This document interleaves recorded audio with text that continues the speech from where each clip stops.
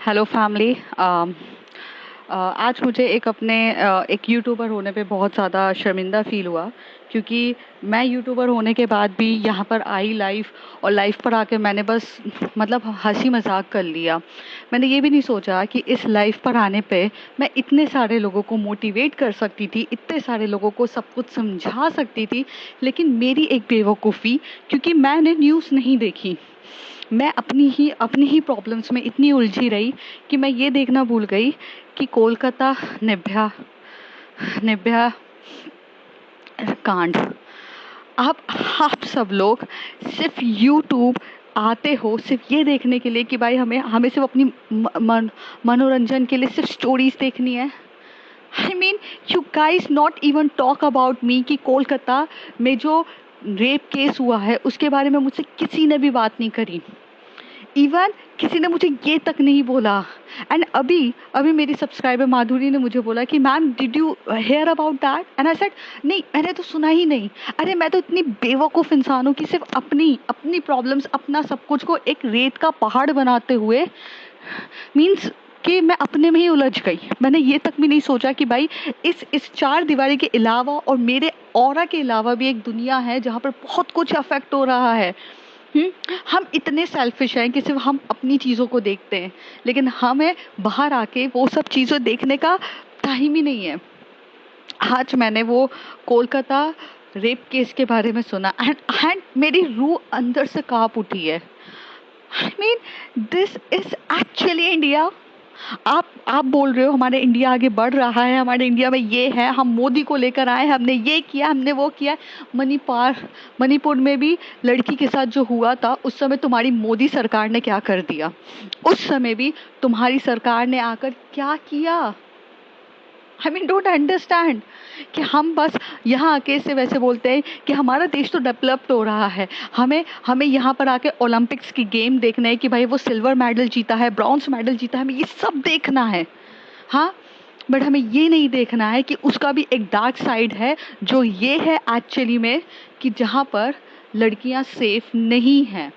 चाहे वो मणिपुर की बात करी जाए, या चाहे कोलकाता की बात की जाए, चाहे वो दिल्ली की बात की जाए, चाहे वो छोटे छोटे गांव की बात की जाए, वह बड़े बड़े शहरों की बात की जाए, कहीं पर भी हमारी लड़कियां सेफ नहीं हैं।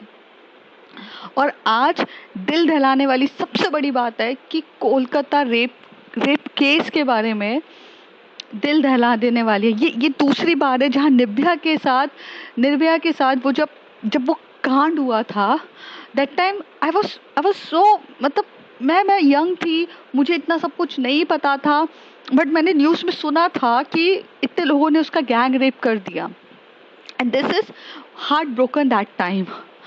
बट स्टिल वही चीज़, और उससे भी कहीं ज़्यादा डरावनी, उससे भी कहीं ज़्यादा खतरनाक, उससे भी रूह को कांप उठने वाला कांड इस बार हुआ है, और वो कोलकाता में एक डॉक्टर के साथ हुआ है। एंड यू इमेजिन, एक डॉक्टर जो अपनी इतनी पढ़ाई करती है, अपना अपना नीट एग्ज़ाम क्लियर करती है, जो अपना पूरे 5 साल की एमबीबीएस करती है, जो पीजी में अपना स्पेशलाइजेशन करने जा रही है, वो 36 आवर की अगर ड्यूटी पे लगी हुई है, उस ड्यूटी पे वहाँ के लोगों ने आकर उसके साथ गवर्नमेंट हॉस्पिटल में उसको नोच डाला, कुत्तों की तरह नोच डाला। एंड दिस इज वर्दी एट ऑल? आई मीन ये चीज़ें बोलने में भी पहले रूह कांप उठ रही है मेरी, और मुझे बोलने में भी इतना आ रहा है। मैं वो सारी स्टोरी सुनाती हूँ जो फ्रिक्शन है, बट जो रियल लाइफ में चल रहा है, मुझे मुझे उससे उससे उससे मतलब क्या बोलूँ, मैं वो उस पर नहीं बोली। एक लाइफ पर आकर मैं सिर्फ हंसी ठिठोली करके, मस्ती मजाक करके चली गई, लेकिन मैं ये कैसे भूल गई कि ये देश मेरा है, और यहाँ की हर एक लड़की यहाँ पे अनसेफ फील कर रही है बिकॉज ऑफ दिस, और हम सबको मिलके इस पे मुद्दा उठाना चाहिए। निर्भया को इंसाफ नहीं मिला था, वो इतनी लेट मिला। ऐसी बहुत सी विक्टिम्स रह चुकी हैं जो एक्चुअली में बहुत सी विक्टिम है जिनका रेप हो जाता है और उनको जस्टिस नहीं मिलती। 7 7 years ऑफ ये जो 7 इयर्स होता है ना कि रेप विक्टिम्स को 7 इयर्स की जेल दे दो, अरे घंटा तुम्हारी ऐसी की तैसी। वो 7 इयर्स क्या होते हैं जब एक लड़की के 7 साल में भी वो घाव नहीं भरते हैं। अगर उस लड़की को उस चीज से प्रॉब्लम हो जाए तो 7 साल हो जाए या 12 साल हो जाए या वो अपनी पूरी जिंदगी जी ले, वो पूरी उसी उसी दर्द में तड़पती है। और हम यहाँ क्या कर रहे हैं, हमें सिर्फ हंसी ठिठोली ये सब करनी है।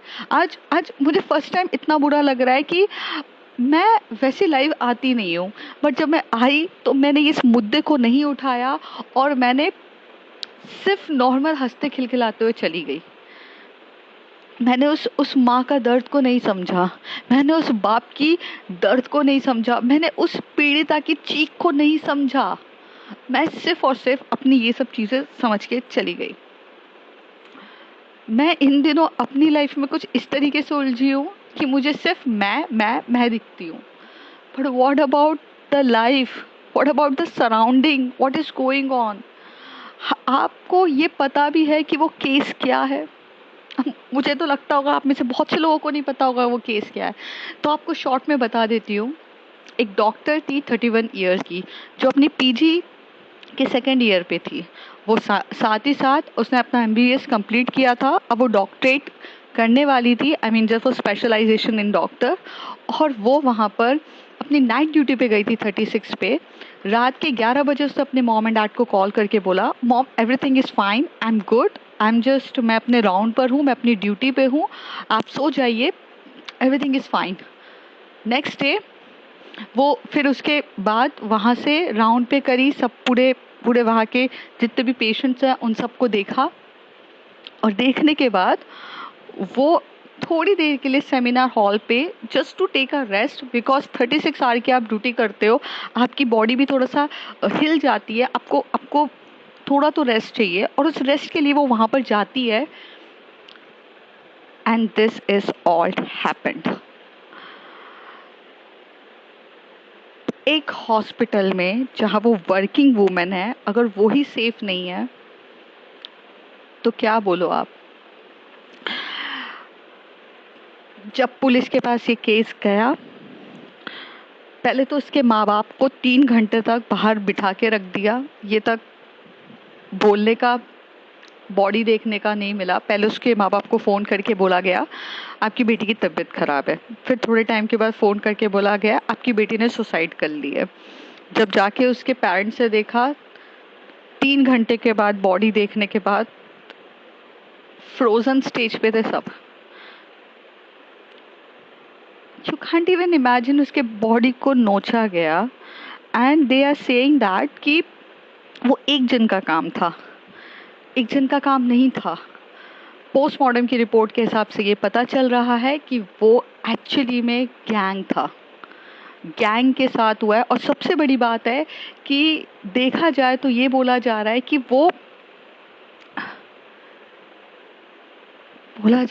वो वहीं के किसी हॉस्पिटल के मेंबर ने किया है, क्योंकि बाहर से कोई 3 बजे आकर ये काम नहीं कर सकता है। या तो पहले से ही किसी की नीयत खराब थी, या पहले से ही कोई था जो नजर रख रहा था, बस मौके का फायदा उठा के ये सब हरकतें करी है।